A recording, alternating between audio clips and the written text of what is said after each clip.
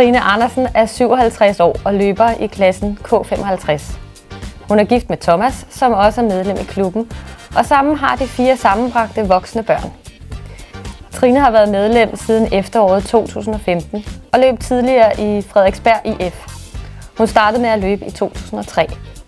Som en ekstra bonus vandt Trine guld i sin aldersklasse til DM inde i Randers 2026 på 3000 meter, 1500 meter og 4x200 meter mixed stafet.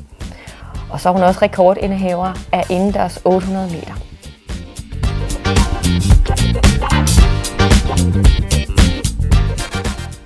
Velkommen til interview her med Trine Andersen, og tillykke med alle dine sejre. Ikke mindst sejren her på 3000 meter for ikke så lang tid siden. Mm-hmm. Ja. Hvad er din motivation for at stille op til indendørs løb, og hvordan føles det at vinde? Det må være dejligt. Ja, jeg er jo super motiveret af egentlig at gøre det en lille smule bedre end sidste gang. Hvor langt kan man presse sig selv? Kan man gøre det bare lidt bedre næste gang? Det er jo altid dejligt at komme først over målstregen. Mm-hmm. Men jeg synes også, det betyder noget, om det er en god tid i forhold til, hvad man plejer at løbe.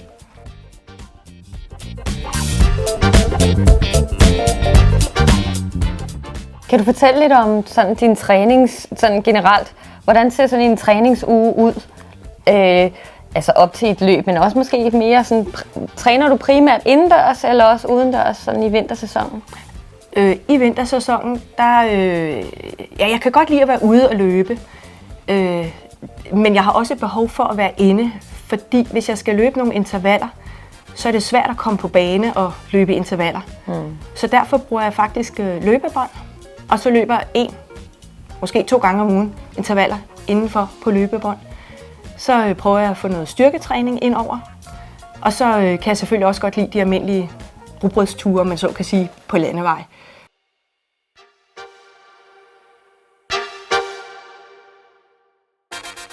Og hvordan er det så at stille op for Blovstrød-løverne i sådan et internationalt løb? Jeg vil sige, man bliver altid lidt stolt, når man repræsenterer klubben. Når man løber Danmarksmesterskab, så stiller man selvfølgelig op i klubtøj og repræsenterer Blovstrød-løverne. På international plan, der repræsenterer man Danmark, men man ved jo selvfølgelig, at man har Blovstrød-klubben, eller Blovstrød-løverne i ryggen. Og det er, så bliver man lidt stolt af det.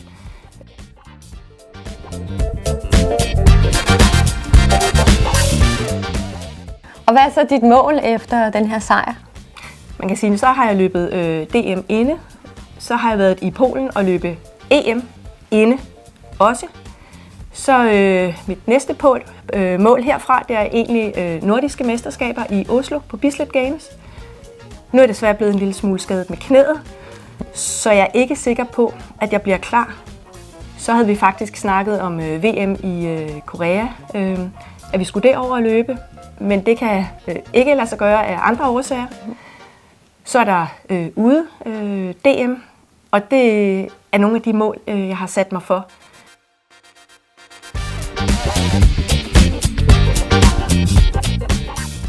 Og hvorfor valgte du så at blive medlem af Blovstrød-løverne? Hvad betyder klubben for dig, også som løber?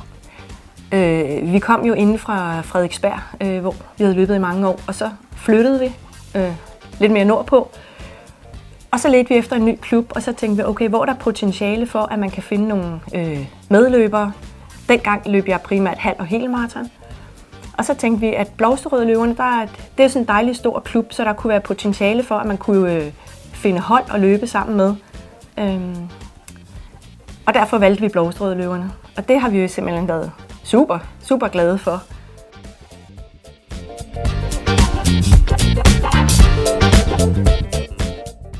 Og hvordan balancerer du så det der med at have så meget træning og så familieliv og arbejde også? Jamen der går jeg sådan lidt skematisk til værks. Jeg ved, hvad jeg skal lave af træning den kommende uge. Og det vil sige, så ved jeg, at tirsdag skal jeg måske løbe intervaller. Jamen så planlægger jeg alle mine andre aktiviteter ud for det, og så siger jeg, at jeg vil godt drikke kaffe, når jeg har løbet. Så siger vi tak til Trine, og held og lykke med de kommende løb. Og Gert og jeg, vi vender måske tilbage med flere interviews.